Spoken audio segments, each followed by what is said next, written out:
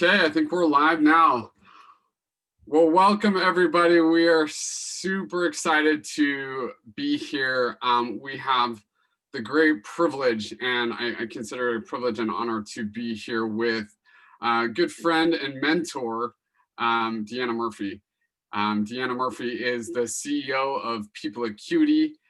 She's also the creator of an internationally acclaimed coach certification program, which I had the wonderful privilege of being a part of, and a validated assessment measuring engagement, trust, teamwork, proactivity, a cutting-edge company culture evolution experience, and a new strengths assessment focused on strengths application. She has extended her reach as leadership development consultant and coach, and popular conference and keynote speaker in 32 countries across the globe.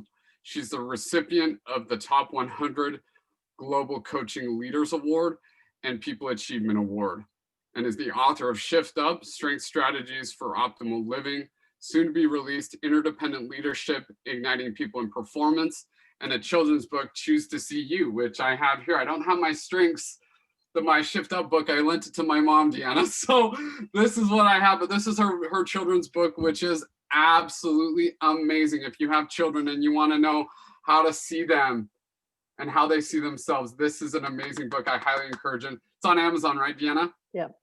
Okay. Yep, sure. Well, I am so excited to be here, DeAnna, with you. I consider it an honor and a privilege, and we're so blessed to have you take your time tonight to meet with us. So thank you. Glad to do it, Matt, and feel a real sense of compassion for people who may be drawn to a podcast like this, and recognize that there's a lot of people around the globe that are feeling heavy. It's a time of joy, but not always joy for everybody. And so it's a good discussion to have tonight as we talk together, counsel together about how does a person leverage their own internal resources to shift their energy and performance up and to find joy even when sometimes circumstances aren't great. Yeah, absolutely. And I, just in my own journey, and I'll give our people watching just kind of a synopsis of kind of how I came to find you. So for everybody, just to understand kind of a backstory. So for me, in my own journey, as I've dealt with my own mental wellness and mental health experiences in my life, I was searching for something. I knew I had a sense of purpose. I knew that I had something more to give. And back in 2015, I had just left a job that was toxic, that, just was a struggle for me. And I was searching for a purpose. I knew that my illness didn't define me. I knew that there was something that I could do to impact the world. And I was praying, I was searching for guidance, direction, something that could lead me somewhere. And I actually was led to, initially, first it was Strength strategy. Strength strategies. But I was thinking of the person, and I can't remember his name anyway.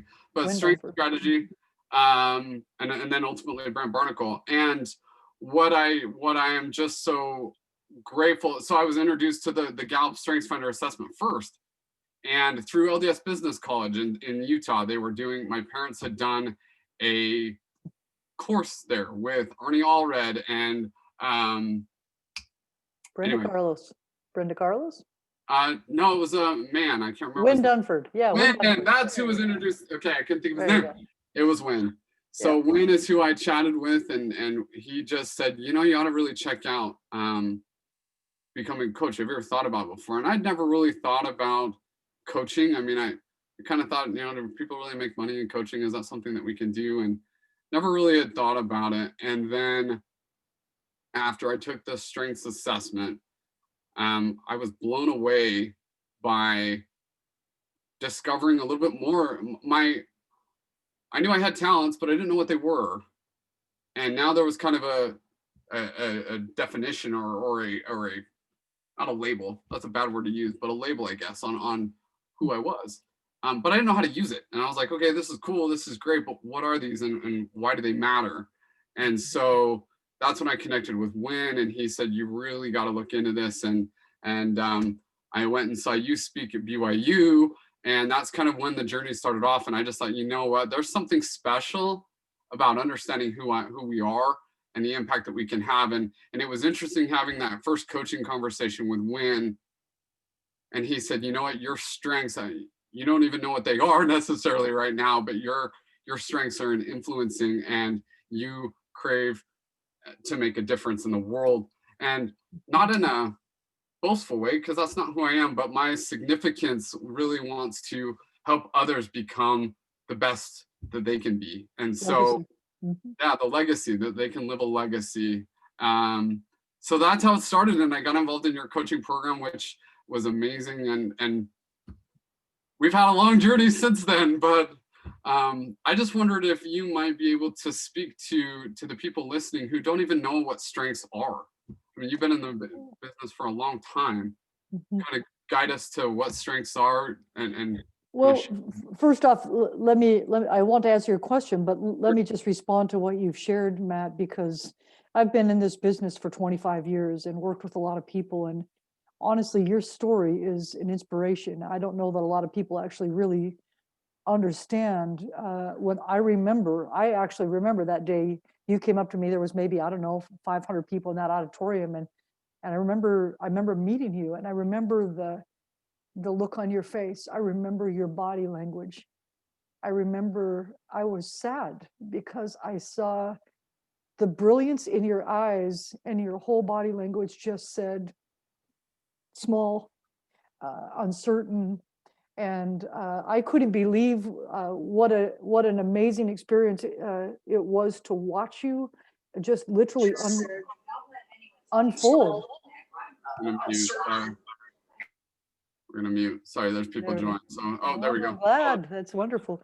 Well, the point, Matt, is I think there is a way that our whole conversation tonight is, how are we able to leverage strengths use to flip us out of negativity, feeling down, feeling inadequate, being trapped by the conditions of our life. And your life teaches in part how that can happen.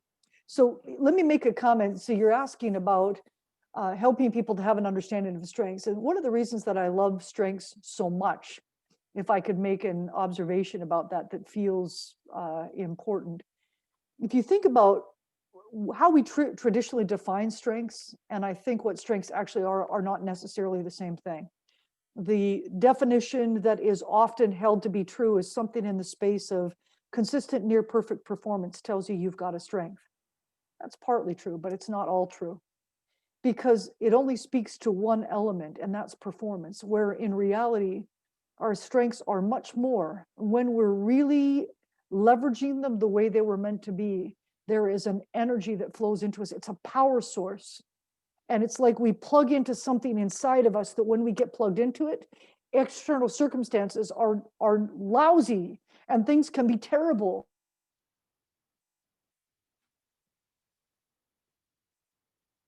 So when we plug into our own source of power, then we are able to energetically just lift again and again. When we define a strength, we talk about it as being a way of being. So remember, it's not just what you do, it's a way of being or doing that lift you and others to high energy and performance. If you engage in it and you leave people negative and worse off than you found them, they're not thinking it's a strength. They're going, oh, please don't let DeAnna ever do that again, because it was terrible. It left us in a bad place. The thing that I'd love to add to this conversation, Matt, that may be a little different than we've spoken about in the past. Steve Jeffs is our chief scientist, and we were working on this strengths assessment that we're in the middle of this validation process. And we had a really interesting discussion that bears at least bringing here tonight, because we talked about how a lot of times the way that strengths are defined, it's like a competency. It's your knowledge times your skill times your time, and you get to do it really well. And in reality, it's something between a competency and what feels like a value.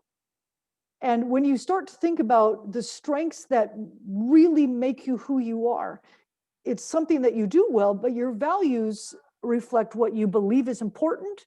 They inform your character.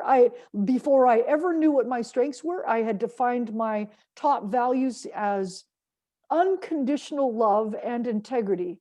And no big surprise when I took Strength Finder. Well, there's connectedness at number 2. What's that about, right?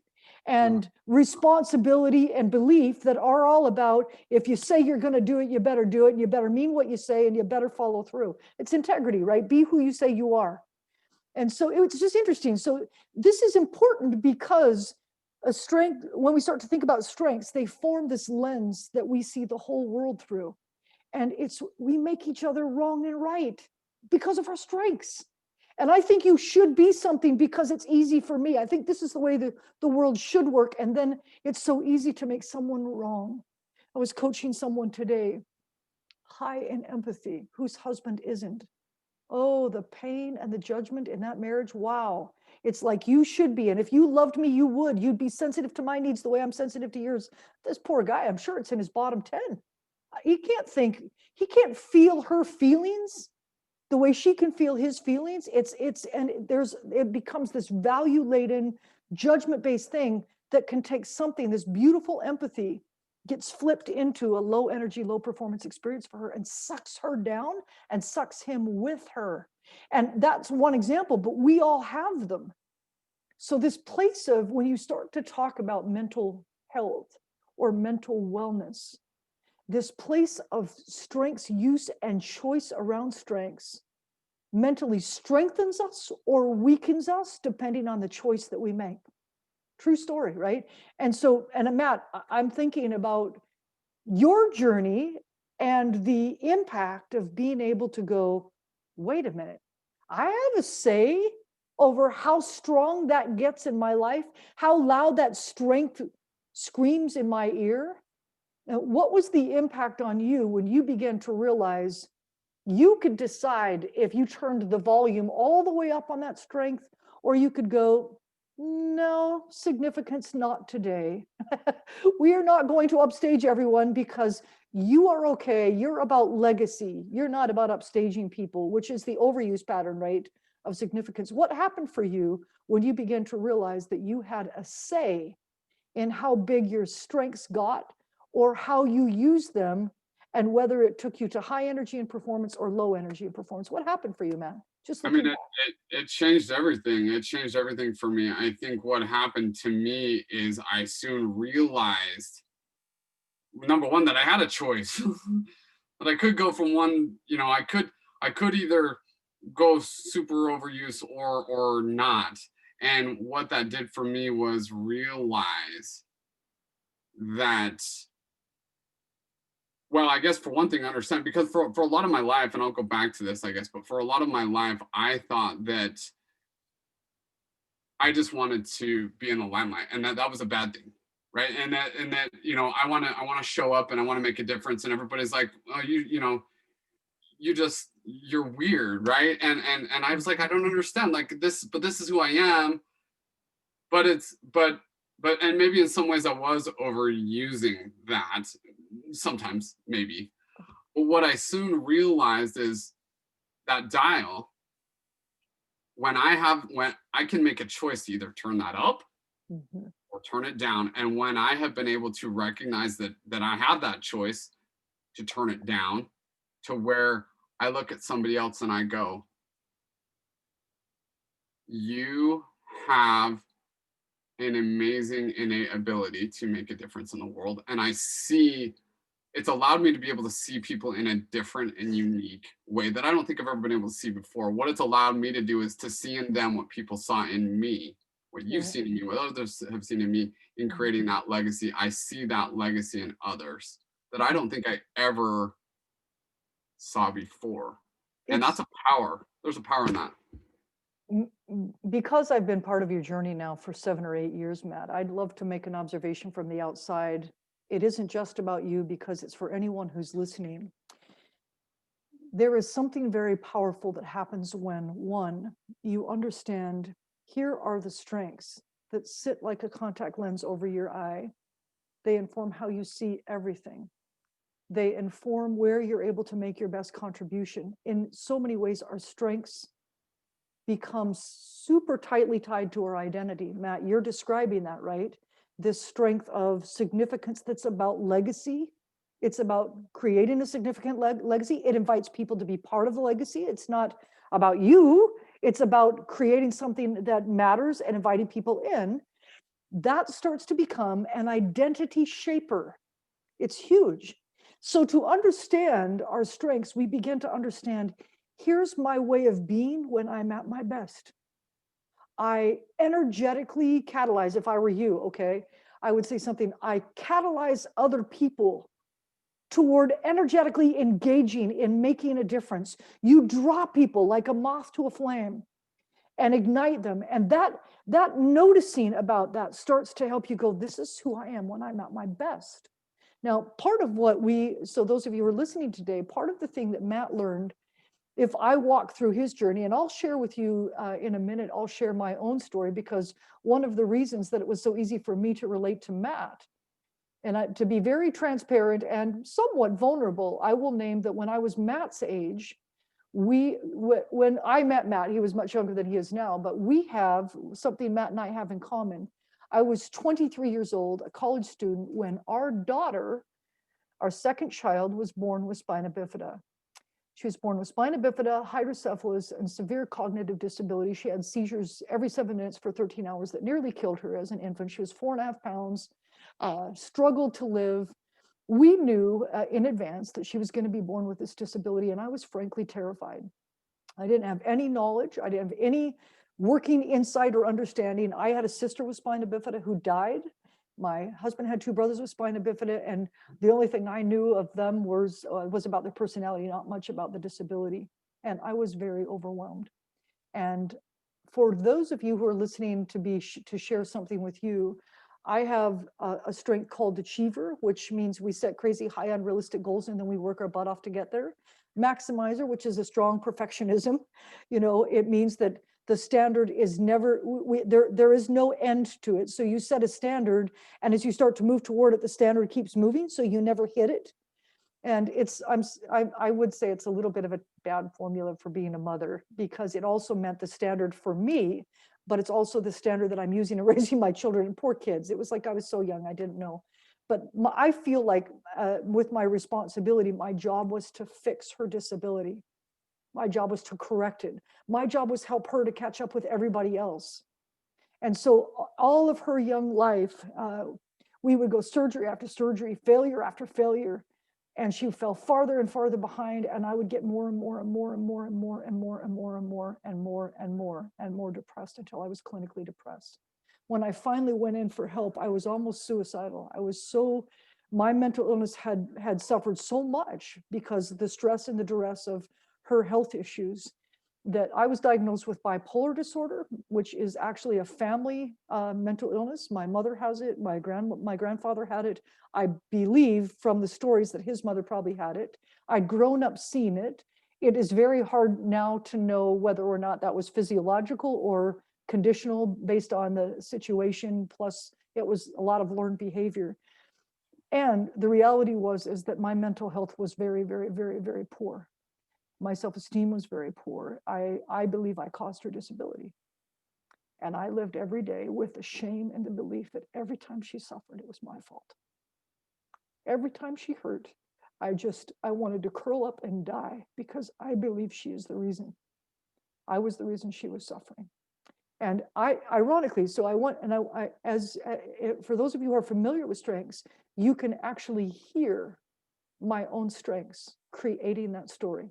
Connectedness, everything's connected. I created a responsibility, take psychological ownership. I'm blaming myself. I even went to the medical journals at Brigham Young University, where I was a student, and I read every medical journal to find out why a baby would end up with spina bifida. I wanted to find out what caused it. And it actually reinforced the belief that I could have done something to make a difference to stop it. And it was really demoralizing, and it was very, very difficult for my family, and it was difficult for me. So what I discovered was that the typical, you get on Prozac, you get on the drugs or whatever they are. It was like somebody slapped a Band-Aid over a bullet hole. it just didn't work. It wasn't shifting what was going on inside. And I want you to notice, so as I tell my story with some transparency, that the reality is that some of the negative use of strength, so responsibility on overuse, takes so much responsibility that turns into blame and self-judgment and recrimination that you actually can't even get your head out of it, right? Achiever, it's about, I'm going to now set a goal for my disabled daughter who's 2 years behind everybody else in school to catch her up. Well, that's so unrealistic. And then the standard keeps drifting up and she fails all the time. And then I feel like I'm failing her because I can't help. Wow, talk about a no-win situation. Talk about creating my own mental health problems. The way that I was thinking, the story that I was telling, we teach all the time, the way you see drives how you feel, what you do, and what you get. And your strengths, I don't have my reader glasses around, but they're like a pair of glasses and they slap right on your eye. And you don't know they're there. And it was, I think she was, I don't know, 11 or 12 when I finally, it was 20 years ago. And I took Strength Finder for the first time. And I'm like, wow, this has influenced how I've parented my whole life. And I've been trying to use my strengths to set goals for her and grow her and judge my worth against her performance. Oh gosh, it's just like, talk about a scenario that creates pain. And one of the things I began to realize is sometimes it's just a little tweak in how we're using our strengths, seeing our strengths, allowing our strengths to influence us, and everything changes. Now, for some of you, you're going, I don't even know what my strengths are, so I'm not even sure what to think or where to look. One of the things I would love to name that was really powerful for me. So the first thing, there were three things that we teach our coaches, and I'm just going to give you the bottom line, okay? All of us have gifts. And what I had said to Matt and I were visiting earlier, and I was saying, Matt, I tell your story. I tell it a lot to people that I know. And I say, don't you dare give up hope because somebody slapped a mental health diagnosis on you. Because Matt's life is living proof. I said, Matt, you have turned your pain into your passion. So instead of wallowing in, oh gosh, I'm diagnosed with this mental health issue, to say, other people out there are suffering and I know what it feels like, so I'm going to go help them. Now, we're not going to try to gauge how much do you help her, or what does that look like, or what's the measure of help. It's just the focusing a strength, focusing your energy, focusing your passion to serve someone else. Let your pain fuel your passion. Now, if I'm going to be vulnerable and transparent, my deepest pain was that my value was all external to me. I made my value about Mandy's performance, my performance, other people's validation, my accomplishments, my grades, you name it. It was all external. And I am very grateful for Mandy, because when I first took Strength Finder, the strength called individualization, it was about number 15 for me. It was kind of outside of the range of where I would normally look. But there is a way that the only way for me to survive is that I had to see different. If I kept looking at her through the lens of, it's my job to accomplish you. It's my job you've got to get your performance up. And if you perform, then I'm okay. A lot of parents do that, right? And something magical happened for me. And I'll tell you the story of when it happened, Matt, and you might appreciate this. Mandy, our daughter, was 8, and she could turn her feet all the way back around. So facing front, her hamstrings didn't work, and she had a lot of paralysis, and she could turn her feet all the way back around, and it was deteriorating her hips and knees. So they broke her hips and separated her leg from her hip and her leg bone from her ankle, and turned the bone out and reattached everything and put plates and pins. And she was in surgery for 8 hours. She was miserable when she came out. She was casted from her waist down, and they put her on a medication that she was allergic to. And so for the next 3 days, she cried all the time unless I climbed in bed and held her. So here I am, I've got this big 8-year-old kid who's casted from the waist down, and I'm in bed and I'm trying to comfort her. And I am so sad. So remember, I'm still in the mindset of I've caused her disability and now she's suffering and I can't stop it. And I have a high empathy as like a number 6 or 7.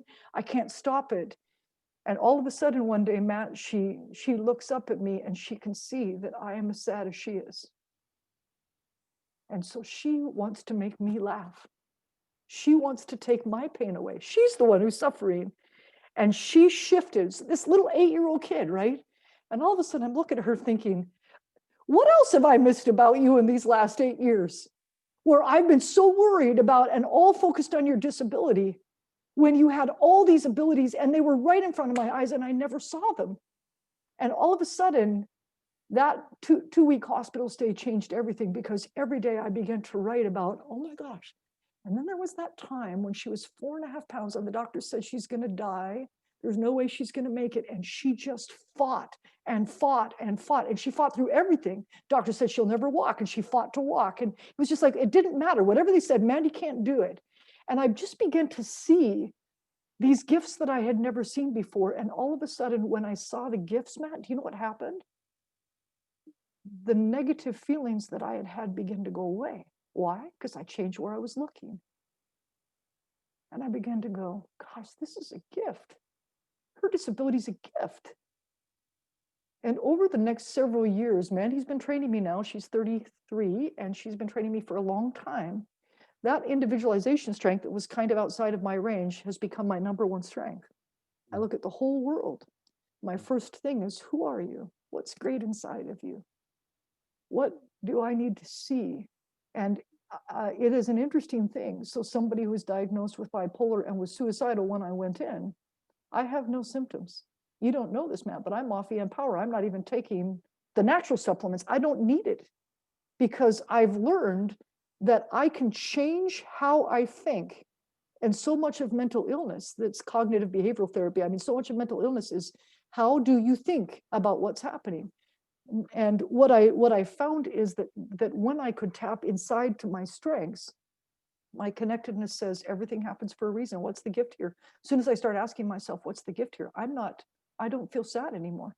In the middle of COVID, everything's failing. Our life is falling apart. And I'm going, there are gifts. I bet there are gifts. So I'm going to start looking for the gifts because that's what connectedness does. And it gives me energy and it gives me strength and it sustained me. And I've had as much joy this year as I've ever had in my whole life. And everything has fallen apart, everything. But it's been amazing because I, like you, Matt, have learned when we grab a hold of our strengths and we impact the way we see the world. So I decide, am I going to get into responsibility to overuse to the point that I blame myself and shame myself for failing?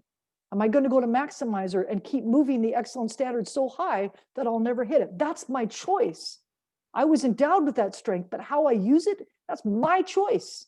I don't have to do that any more than for you, Matt. You were discovering that significance doesn't require that you push everybody out and you are the one in the limelight. In fact, I've watched you do the opposite. I've watched you go, hey, come on in, come play with me. Hey, we're doing this really cool thing. You want to come play? How many times have we had that conversation? It's a choice. It's a choice. And that's the power. That's the thing that I think there's a lot of strengths-oriented counseling strategy. And the more we can focus on what's right and help people tap into that, flip into the way they use it to influence their energy and performance, there is so much of our own mental health that we can shift and we can change. I really, I know that. I know it from the inside, from somebody who was contemplating taking my own life when I had 2 little children, thinking somehow they would be better off without me. I thought that. I was 26 years old. And I remember thinking, I believed it. That's when I knew I needed to go to help because I didn't know how to stop thinking like that. I'd sunk too low and I didn't know how to get out. That's way more transparency than anyone wants to know. But it's part of what's driven me into this field and to help people see what's great about them, because I've been coaching 2,000 hours. I've never met a person who doesn't have the answer to their own problem. They just have to know where to look and they have to understand their strengths and mind their strengths. And so it's one part, it's about grabbing hold of where we're strong. And the other part is making a choice about how we're going to respond to remember we said that a strength is somewhere between a competency and a value. And so I've got value-laden judgments about myself and other people based on my strength. And as soon as I start to go to judgment, do you know what happens? And it happens for you, it happens for me, it happens for everyone who's listening. The moment you start to judge yourself or someone else with a you should voice, you actually cut yourself off from your own high energy and performance. And you disconnect yourself from other people, and it hurts. And we feel alone. And we do it to ourselves. We do it. All right, Matt, that was a way long story response to your question. It's okay. No, I appreciate you. I appreciate you being vulnerable, and I admire your story, and knowing Mandy. I mean, she's an amazing person. She sees the light and the gift in everybody. She does. Yep. And she's taught you that, but I think you also that's been in you as well. And so what I love about what you have shared is that we, in a lot of ways, we have a choice on how we are going to respond to our situation. We have a choice. It is something that we decide, and it's how we choose that informs what we do and how we see. Well, I don't know if it necessarily informs how we see. Maybe it does, but it informs what we do and how, and it can inform how we see and then and how we perform. Right. So when we make that choice to be negative or to judge someone else or to judge ourselves, right, it changes everything. So. Now, Matt, where you're looking, this is really important, because I think if I were listening, I'd be going, like, what are those choices? Like, well, give me the choices. Just give me, tick them off for me, okay? So let's look there, and let's look at what are the choices that will determine whether you know your strengths or not. There are things that will call out those innate gifts in you, whether you have a strengths assessment that tells you what they are or whether you don't. So choice number one, let's begin to notice that there are a couple things we've skirted around them. The first thing that I want to name, we have just been talking about judgment, so we better put that one on the list, right, Matt? Let's just note that choice number one is, it's the choice to hold you and me in a no judgment zone. Now we offer, so this says, here's what not to do. Don't judge, because if I judge you or I judge me, then I will cut myself off from my own strengths, and I cut myself off from yours. Now it's easy to say that, and it's very hard to do it, because, and I'm about to give all of you an explanation if you want to say, I really don't want to judge people, but it's really hard to stop doing it. There's a real good reason for it. And the reason is that whatever your strength is, because it's the contact lens through which you see the world, it automatically leaves you with an unconscious expectation that this is the way things are supposed to be. This is the way you're supposed to treat me, and I'm supposed to treat you. Should, value, belief, it's connected to strengths. So it's natural to judge. And if you know that whatever you're good at, you think other people should be, and then you get frustrated when they're not, and if you know that that's true, then the next time you go, oh, wait a minute, I'm frustrated because you're not being as responsible as I would be. Okay, well, maybe that's a strength for me, and maybe it's less of a strength for you. So we offer an alternative. I'd love to give it to you. Are you all ready for this? So if you're looking for a choice, so the choice not to do something is not a choice to do something. It's just to stop doing this one. So we offer in its place something called appreciative curiosity. Now, this is an appreciative curiosity works with yourself or others. So you can do it with you. You can also do it with other people. And appreciative curiosity says it looks very simple. Somebody's talking to you, you feel triggered inside. So you disagree with them, you go, that's wrong, you should be doing that differently. That's a signal that you actually need appreciative curiosity, and you've gone to judgment whether you know it or not. So to have an alternative behavior to focus on helps me. So here's what we prompt people to do.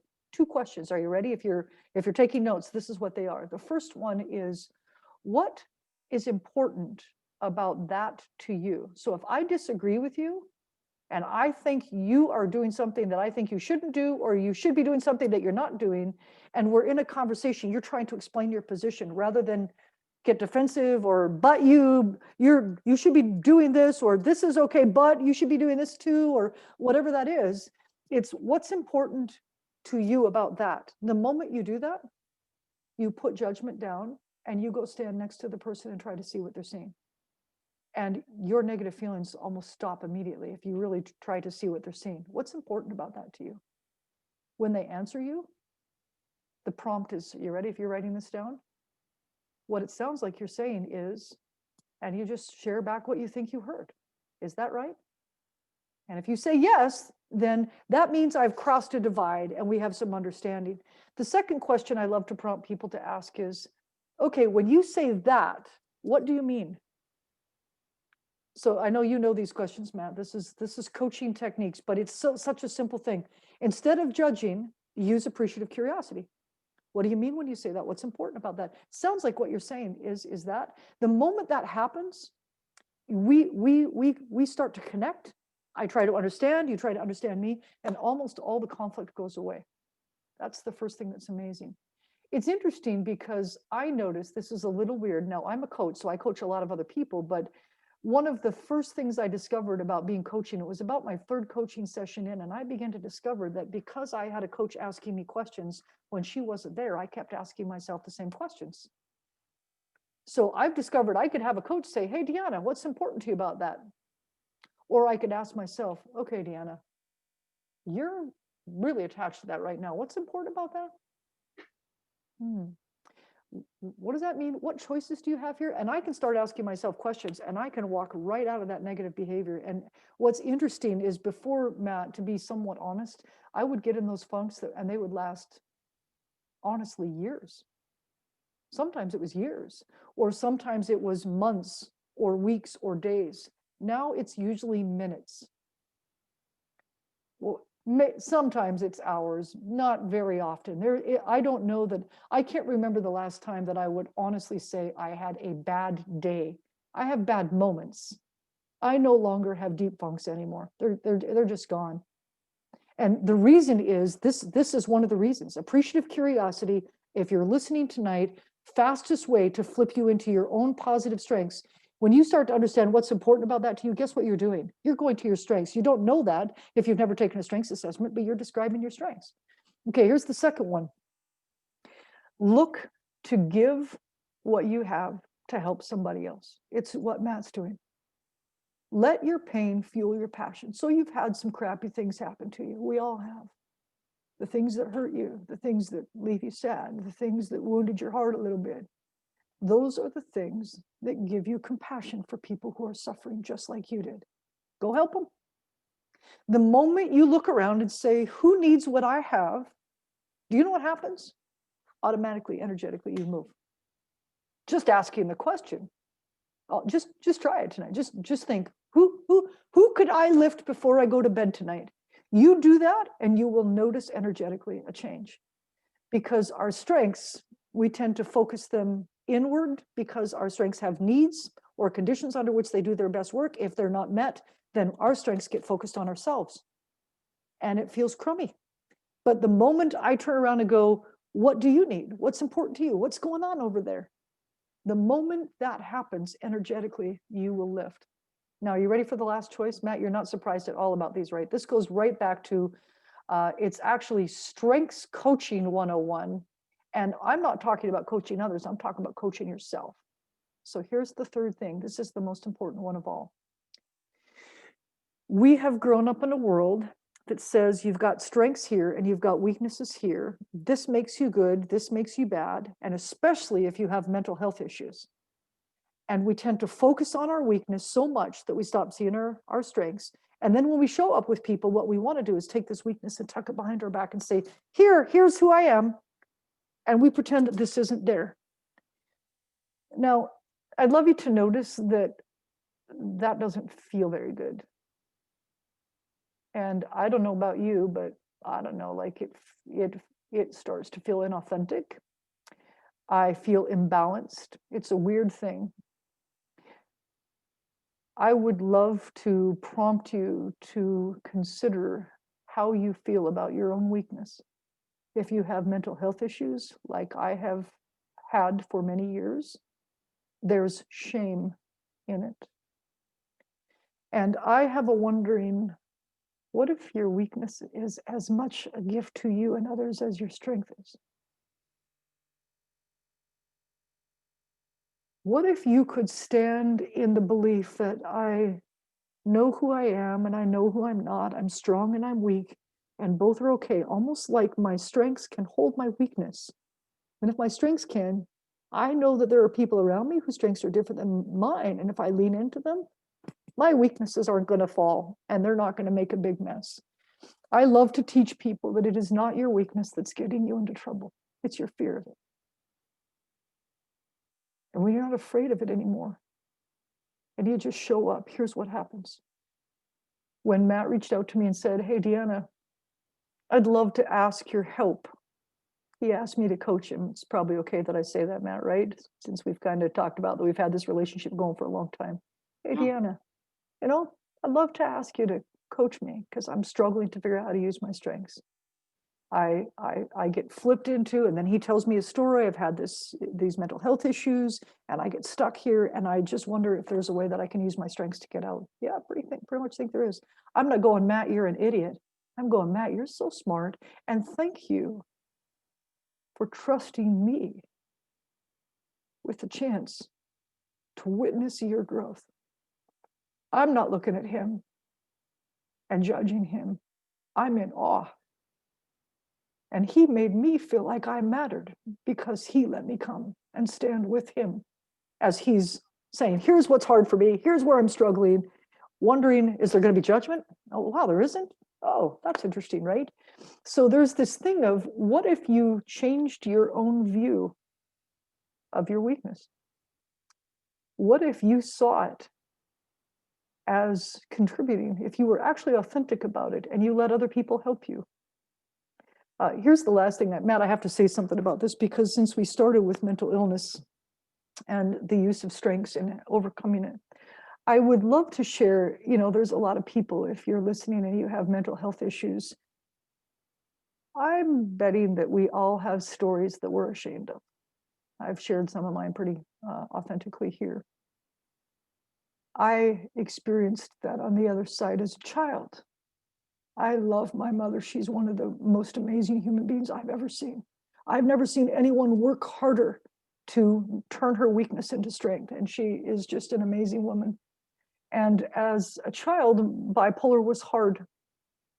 And there were lots of tearful conversations where she'd come back and apologize when things fell apart, because it's a roller coaster on the bottom. It's not really very beautiful.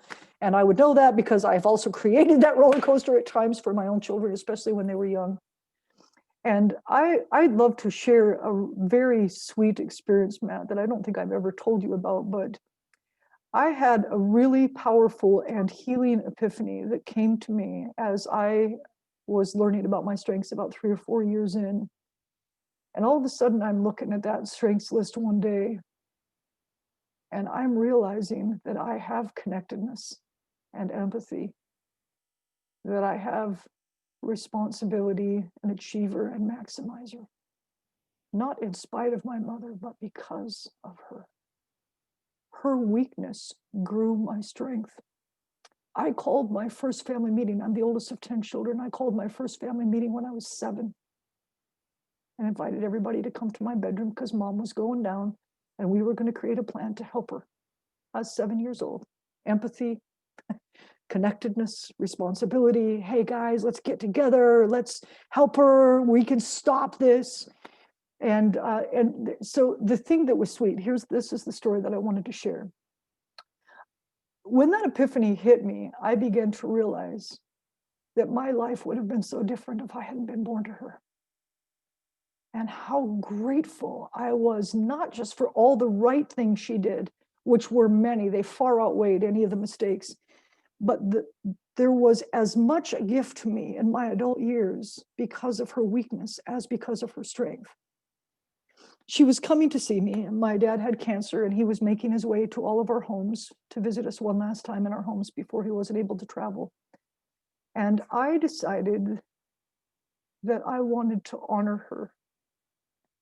And I wanted to help her lose her shame around her weakness, because just like all of us with mental illness, she was ashamed. She had been diagnosed at that point. She blamed herself, and I wanted to help relieve that.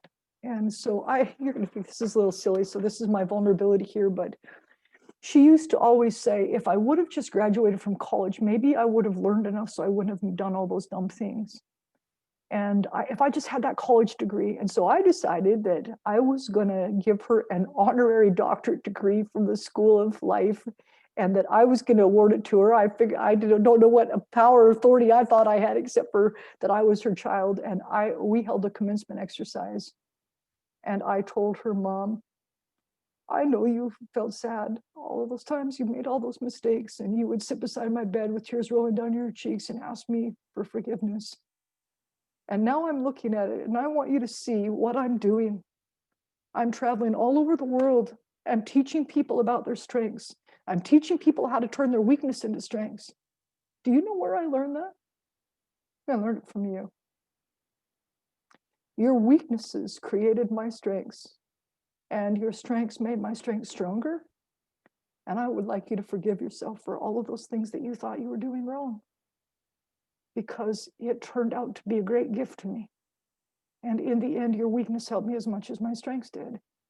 And I don't know, that was healing for her and I, but it also was healing for me, because then I looked back and went, gosh, I made a lot of mistakes with my kids too, because I had a mental illness. I didn't know. I was scared. I was depressed. I was sometimes not as engaged as I needed to be, or overly controlling because I was trying to control something on the outside because the inside was out of control. And it was so powerful for me to go, my weaknesses helped my kids too. And I'll have to be ashamed. And we have had great transparent conversations around it. And I just have come to feel that our weaknesses are not something to be ashamed of. When we let other people in, they bond us. I can give something to you that you can't give to me. You can give something to me that I can't give to you. And together we can create something amazing. And I think part of mental illness is just changing our frame of mind. Remember, what we see determines how you feel, what you do, and what you get. So if you start with, I'm going to give grace. I'm going to choose appreciative curiosity. I'm going to use my strengths to make a difference in someone's life. I'm going to see my strengths and weaknesses as gifts to me and other people. I'm not going to be ashamed anymore. And I'm going to trust that my strengths can hold my weakness. And if mine can't, then I'm going to go ask Matt. I'm going to go ask my husband. I'm going to go ask someone in my life. And I have a handful of people in my life that I lean into when I'm going, okay, I'm having a bad moment. It's one of those moments. And I let myself lean in, because I don't have to be strong all the time. And it creates this deep, authentic, loyal, amazing love, the deepest love I've ever felt in my whole life, when I stopped being ashamed that I had weakness. Weakness makes you human. It doesn't make you bad. Your mental illness doesn't mean you're bad. And it may be a gift to somebody and you don't have any idea. And that pain that you have can fuel your passion if you'll use it to give to someone else. So those are some of my, if you're looking for some choices and some takeaways, those would be the ones that I'd invite you to take away tonight, because it doesn't matter what your strength list is. Those three will help you. Will help everybody. So go get them, guys. Don't stay stuck. There's so much. I don't even know where to end tonight. I mean, there's so much wisdom, and this was jam-packed full of just so much goodness. I hope everybody that was listening can really understand the power and just the magnitude of understanding who I am and who I'm not, and both are okay, right? So it's making sure that we understand that we don't have to have it all. You know, it's okay that we are who we are, and that's okay. And it's okay that we're not someone. And I think for me, that's been one of the biggest challenges in my own life, is that comparing, that blaming, whatever you want to call it. You know, it's all of that shifting that to somebody else. Oh, it's somebody else's fault that I'm this way. Oh, it's you know, my mental illness is preventing me from being able to be successful. Whatever that is, I think one of the things that I have taken away from tonight, but also in my journeys with you and with the just coaching in general, is it's okay that you don't have to be someone else. It's okay that you don't have to be a certain way. Right. And that is where I have come to realize in my own life, that's where my success has come. Knowing who I am and the gifts that I have makes me unique, makes each one of us unique. Not me necessarily, but we all have, everyone, we all have unique gifts, and we don't have to be someone else. We don't have to compare ourselves. We don't have to. Yeah, go ahead, DeAnna. I can see. Well, you share. Well, you said something that you could actually share this as easily as I could, because it's one of the things that we talk about a lot. The uniqueness factor that you're speaking to, for those people who want to say prove it, like it's the probability question that we raise all the time. What are the chances that you could find someone that has the same strengths that you have? We talk about most people have 8 to 10, and we use this, so it's pure probability. If there's 34 strengths and most people play to 8 to 10, what are the chances that you could walk around the world and say, what are your strengths? What are your strengths? And find someone that are the same. And Matt, do you remember that number? It's a really big number. It's a long time ago, but do you remember that number? It's one in 300 million or whatever, right? I can't remember exactly what it is. Oh, it's bigger. Really? I'm glad that you're thinking big. 476 trillion. There's only been 120-ish billion people born, and so it's big. The number you were thinking about, Matt, the one that you were going toward, was the chances of having someone in your top 5 is 1 in 33 million. That sounded really close to what you were saying. Yeah. Then when you go to your top 10, so you were right, where you were looking is right. It's unfathomable about the fact that you are unique. You are not replicable. You really are not. And it does mean that the mental illness can be a gift if you'll use it to serve someone else. And it's possible to get out of some of the weight of it by changing the way you see. The 3 choices we've been talking about tonight are enormous.